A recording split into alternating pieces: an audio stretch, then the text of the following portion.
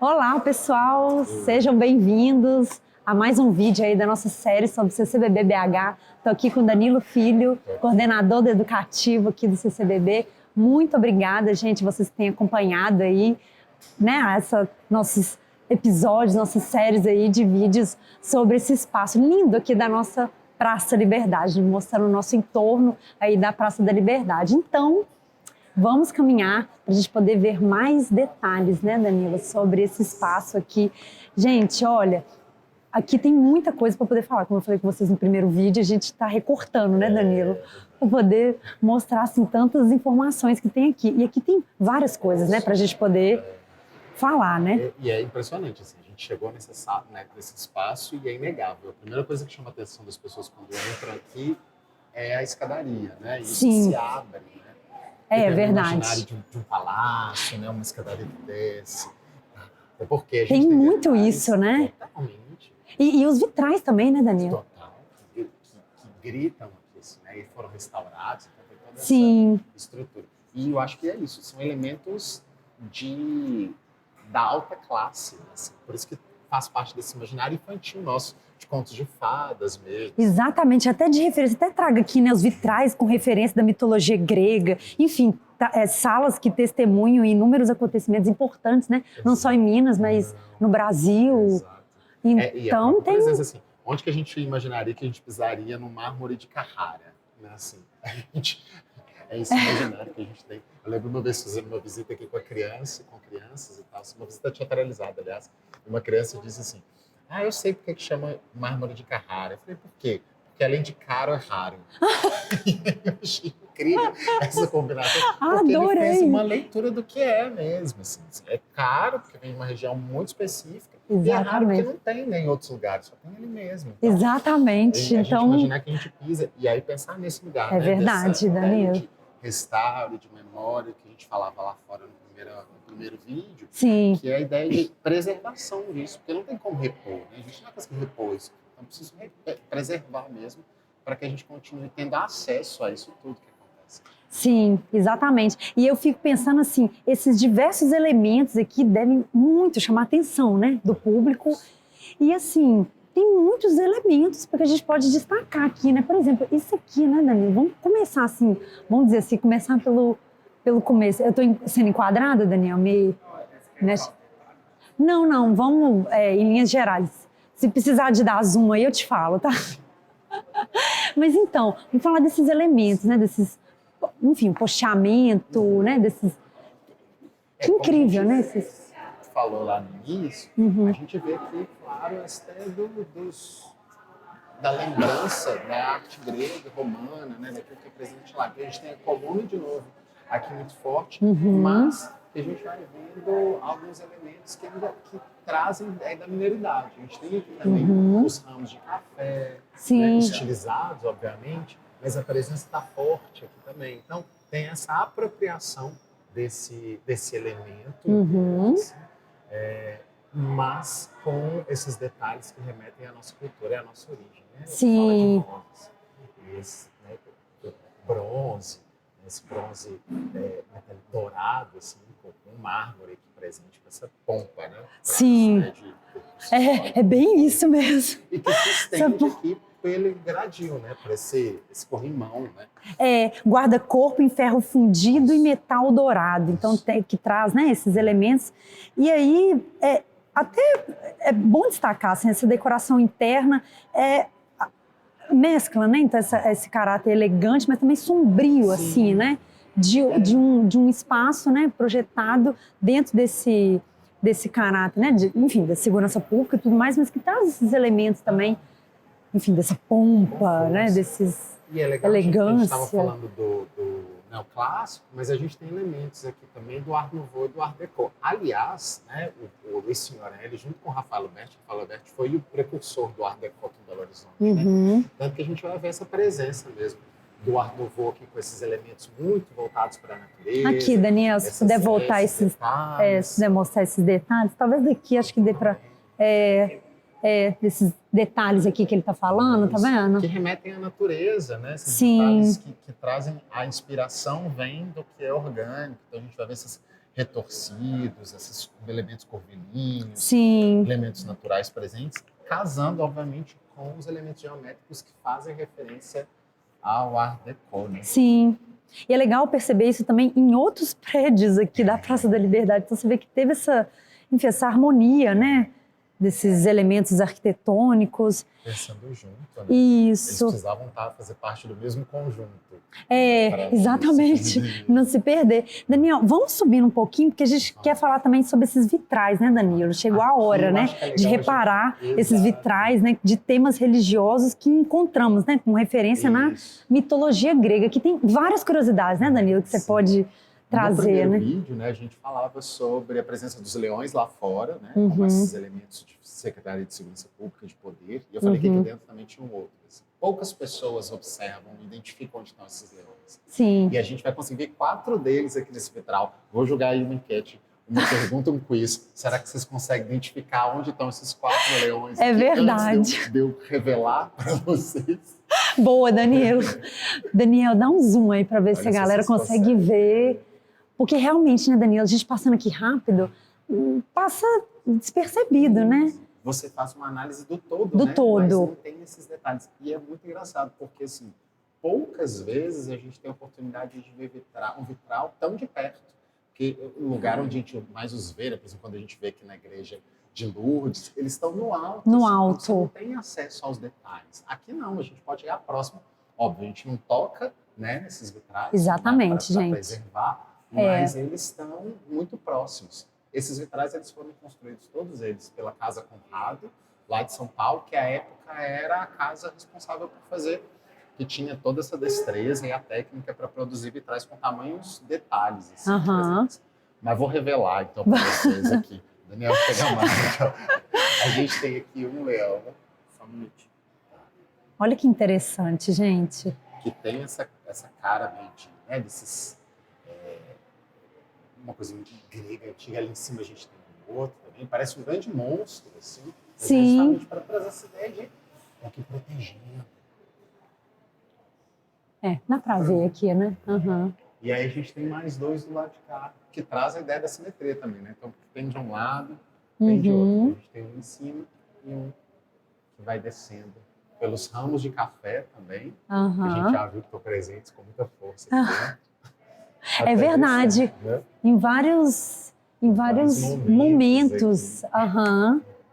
E aí, eu até trouxe também destaque aqui também, Danilo, por exemplo, a representação da deusa, como que eu falo dela? Tiquê, né? Tiquê é o nome que deram para ela na Grécia, né? Na Grécia. Roma eles chamam ela de Tênis, Ah, que é uma tá. referência que a gente traz, assim, muito forte. E a gente vai ver ela ali em cima, mas eu acho que é melhor a gente olhar vamos subir. Então tá, vamos subir. Enquanto isso eu vou colocando aqui que é a divindade que simboliza a justiça, né? E os julgamentos. E ela é sempre vista assim, descalça, sem vendas nos olhos. Isso a gente vai ver daqui a pouco quando Daniel virar, com mais detalhes. Mas segundo a mitologia grega, ela observava as ações humanas. E sempre que havia alguma violação das leis, reportava diretamente a Zeus. Nas tragédias de que aparece como uma divindade que pune severamente aquele que estiver errado, zelando sempre pela justiça e atravessando o coração dos injustos com sua espada. Que presença dela aqui com força. Aqui a gente consegue ver com mais detalhes isso tudo que eu falei, mas Danilo, por favor, o que mais que a gente pode observar de curiosidades? Uma dica importante assim, para quem vier ver o CCBB e quiser ver com mais detalhe ao vitral, né? Pode passar. O vitral é vir no período da manhã, no início da tarde, assim, porque no final da tarde vai acabando a luz e a gente vai tendo menos detalhes, né? Sim. Mas a gente vê aqui então a presença da deusa, né? Que a gente chama aqui muito de deusa Tênis, que é a representação da justiça para os romanos, ou a de que é a representação para os gregos. A gente vê detalhes importantes aqui, né? Geralmente a gente vê a deusa com os olhos tampados, né? Que é a representação mais fiel à deusa da justiça, a Tênis. Aqui ela não tem a venda nos olhos, mas ela está de olhos fechados. E aí as pessoas brincam muito, né? A justiça é cega, então ela não consegue. Na verdade, não é que ela é cega, ela fecha os olhos para ela poder ser justa. e não tomar partido de um lado ou de outro quando estiver fazendo esse processo de julgamento. Do lado esquerdo, né, na mão esquerda, ela tem uma balança que representa essa ideia do equilíbrio, né, e de ser justo nos pontuamentos que forem trazendo ali. E na outra mão, na mão direita, ela tem uma espada, que no nosso caso ela não está uma espada empunhada, então ela não está em posição de ataque para atacar, mas ela está estabilizada. Então ela mostra que ela tem esse poder, que ela tem esse ensejo, essa postura né? de ir para a luta, mas ela está aqui, na verdade, estável, mostrando que está presente ali. A gente vai ver também em cima da cabeça dela, né, a gente tem esse círculo, né, com o escrito lei. Então, não resta dúvidas que ela está ali para fazer esse julgamento e ser justa, né, com o que quer que seja. E mais abaixo, quando a gente vai descendo, a gente vai ter outros dois elementos que são muito importantes para a leitura desse vitral aqui dentro de uma Secretaria de Segurança Pública, né, que foi construída para isso. Uma que é a presença da corrente, que a corrente simboliza o elo, né, conexão. Então, a ideia da justiça não é punir, é estabelecer conexão entre as pessoas. E com isso, trazendo, obviamente, equilíbrio das partes. Sim. E quando está desequilibrado, a gente precisa colocar mais no outro lado, por isso que a balança A balança. E a figura da águia, né? Essas duas águias que estão aqui, que assim como os leões eles representam esse poder, que está ali assim, tomando conta, né, e protegendo, a águia ela também traz essa ideia, porque é o animal que voa mais alto e que tem um olhar muito apurado, então ele vê de longe. Não é à toa que a gente vai ver vários países, nações que têm as suas bandeiras a águia. Sim. Né? Justamente como esse ser que está ali, enxergando tudo e age precisamente no momento oportuno e importante. Sim. Então, eu acho que essa representação desse vitral é incrível, porque diz muito da presença nessa secretaria, nesse espaço aqui. Foi um espaço construído para ser Secretaria de Segurança Pública. Muito legal. E tem também acompanhado esses vitrais laterais também com... Se puder abrir, Daniel, para poder mostrar. Já está aberto, né? Tá. Incrível, né? Acho que essa parte aqui, né? Esse grande mezanino, acho que dá muito a ideia, né? Desse lugar. E o próprio pé direito, né? Que a gente já tem noção do espaço, né? Eu digo que a arquitetura, a gente é muito sentir, né? É o que a gente já sabe. Então, a gente... chega aqui realmente já sente essa imponência mesmo do prédio. E vamos caminhando, Daniel, para a gente poder, enfim, mostrar outros detalhes para vocês. Aqui a gente vai destacar algumas salas patrimoniais, que são esses ambientes que foram também construídos, né, na época, muito, enfim, de muita importância para, enfim, para os assuntos políticos, né, na época. E aqui a gente se depara com uma delas, né? Esse é o Salão Nobre, e é engraçado que quando vocês que estão vendo aí vierem visitar o espaço, vocês vão ver que aqui tem um cheiro diferente, tem uma temperatura distinta dali de fora, do restante do prédio. Tem mesmo. Muito cheiro de madeira também, né? Muito assim, devido a isso, nessa quantidade de madeira que está aqui. Nos registros que a gente tem, tanto a madeira do chão quanto essa lateral, acho que é madeira de peroba, sim, que está aqui presente. Então, é uma sala muito bonita, que acompanha o lustre também, todo talhado em madeira. Nossa. Então, essa sala é uma sala muito bonita, assim. E é muito bom a gente ver que ela está preservada da maneira como ela está. Sim. Que a gente possa fazer um trajeto na história com isso. Então a gente tem essa presença desse lugar. Eles chamam o Salão Nobre justamente porque era aqui que eram feitas as grandes reuniões, né? Eram recebidos as figuras de notoriedade que visitavam a cidade.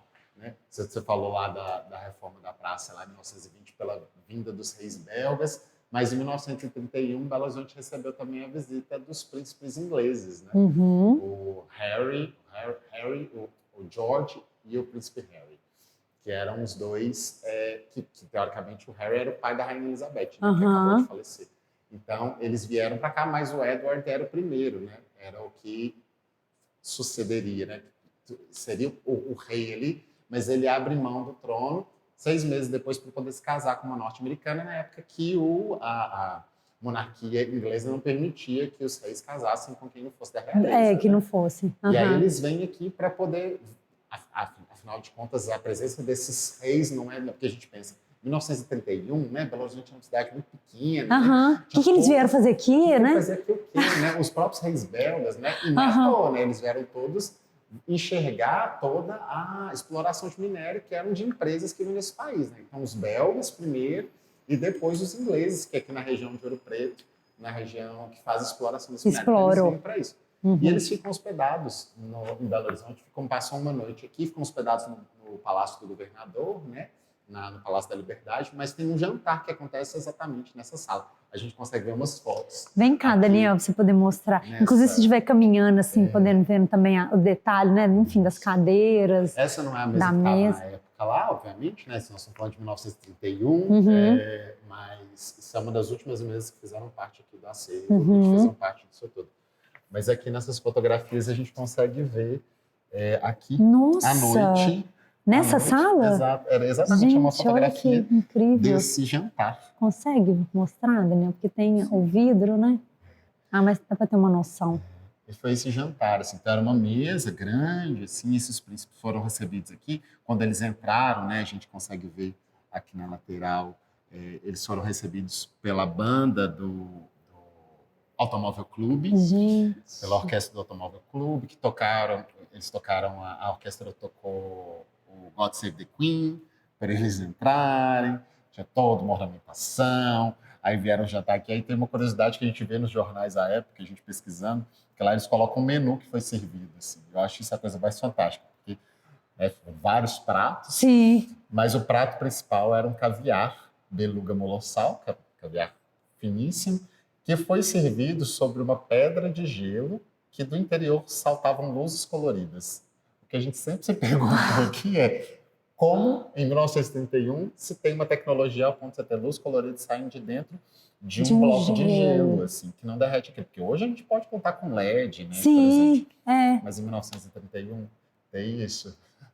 Gente, impressionante. São várias curiosidades que você pensa assim, como assim? Como que isso aconteceu? A gente sempre questiona os visitantes aqui, assim, se você fosse servir para quem vem de fora, um caviar, ou que prato você serviria? Assim, serve a gente pensa, né? A gente está falando o tempo todo de evocar a identidade nacional e eles servem um prato que não é nada mineiro. Né? Assim, mas é engraçado. Nada. Nossa.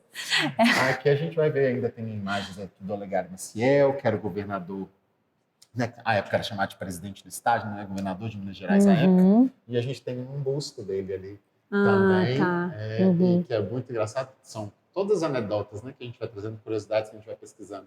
Ele tinha um óculos, né, como a gente viu nas imagens, nas fotos, ele tinha um óculos.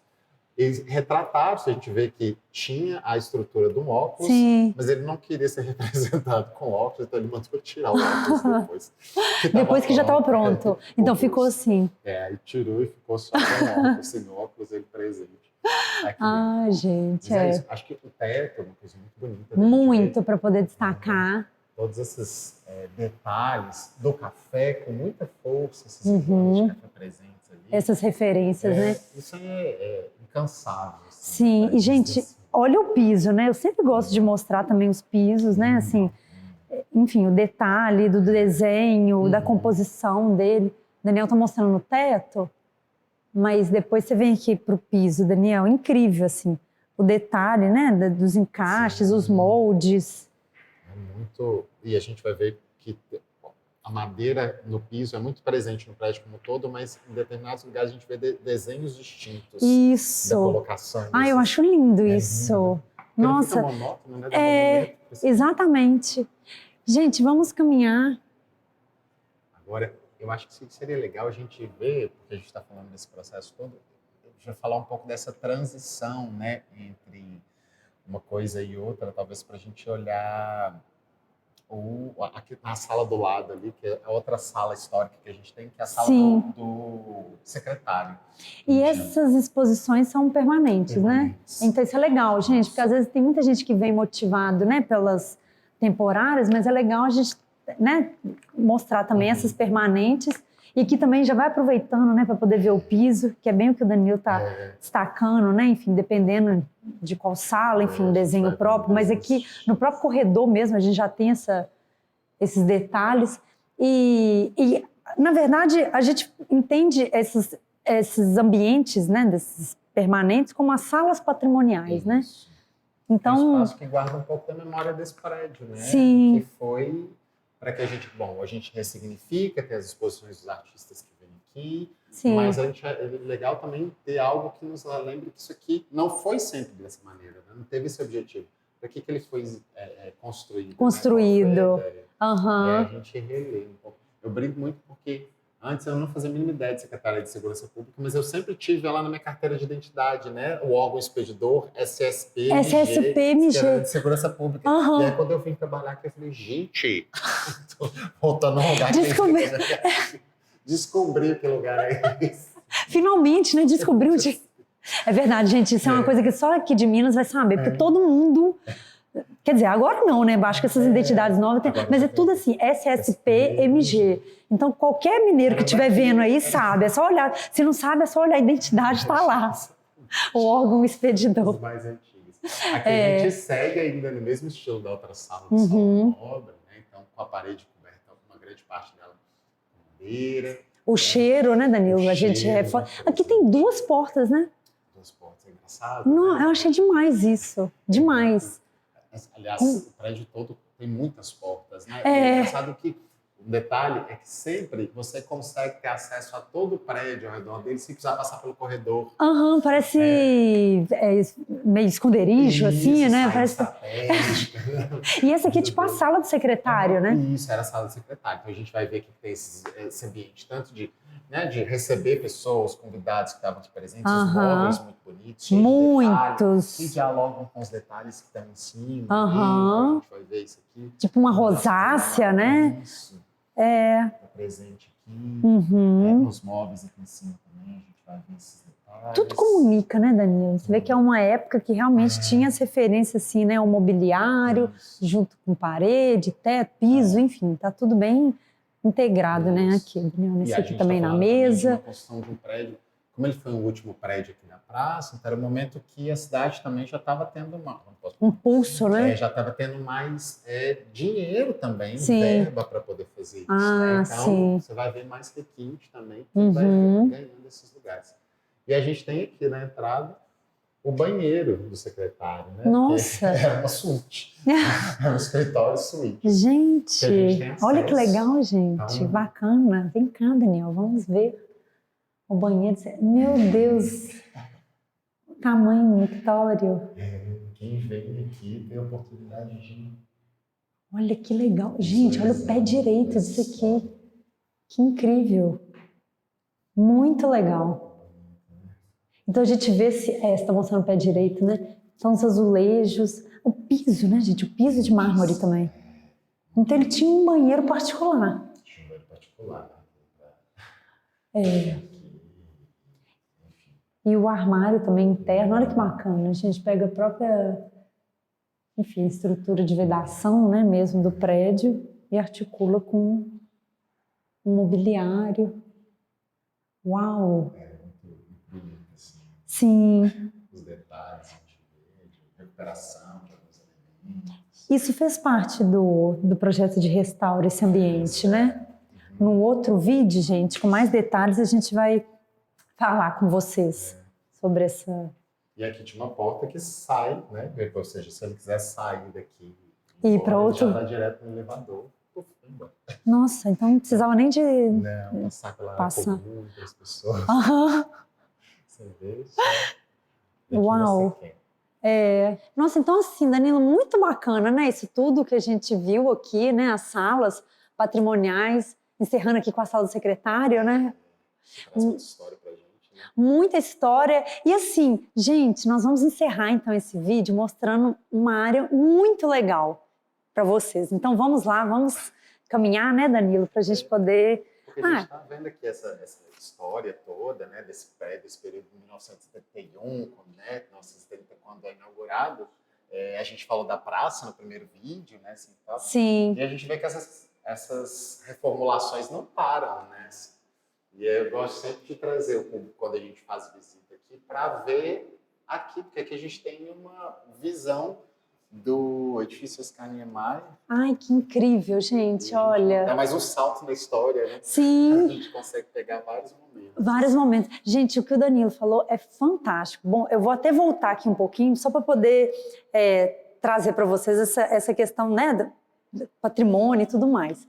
Olha só, é muito interessante, eu já falei com vocês, essa relação da paisagem cultural, né? Então a gente está aqui num prédio, entre aspas, né? Prédio histórico, que na verdade todos são, né? Mas tem esse caráter, enfim, mais popular, né? De chamar prédio histórico. Mas olha que bacana essa interação do interno com o externo. Então é muito interessante quando né, assim, o edifício tombado abarca, né, esses outros elementos da paisagem. E aí, como o Danilo destacou, o edifício Niemeyer, que é um clássico, né, gente? Que ainda nunca viu, assim, só joga aí no Google edifício Niemeyer, mas ele está aqui, maravilhoso, para poder mostrar, né, com todos os detalhes aqui, enfim, culturais para vocês. E é um prédio de muitos anos para frente, né, vamos dizer assim. Então tá aí na década de 40, 50, que já traz outros elementos, outras propostas arquitetônicas, mas que aqui a gente vou encerrar porque a proposta não é falar de arquitetura moderna, mas é só para poder contextualizar né, essa relação entre o externo e o interno, que é muito legal. Então, Daniel, vamos encerrar aqui com esse cenário aqui maravilhoso, né? Gente, eu não sei se vocês estão sentindo isso, mas cada virada que a gente tem aqui é uma história, né?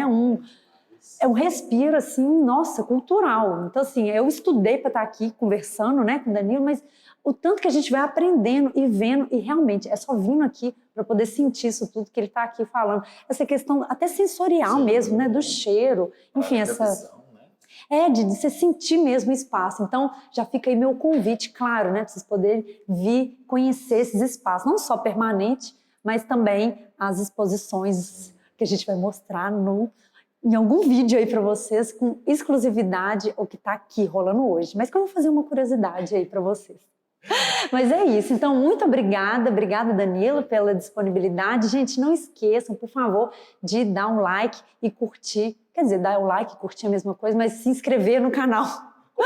Compartilhar também, Aquela pessoa que você conhece que não mora aqui na cidade. Isso. Apresenta esse cartão postal. Cartão postal, exatamente. Então, gente, muito obrigada e até o próximo vídeo. Tchau, tchau. Valeu, Danilo.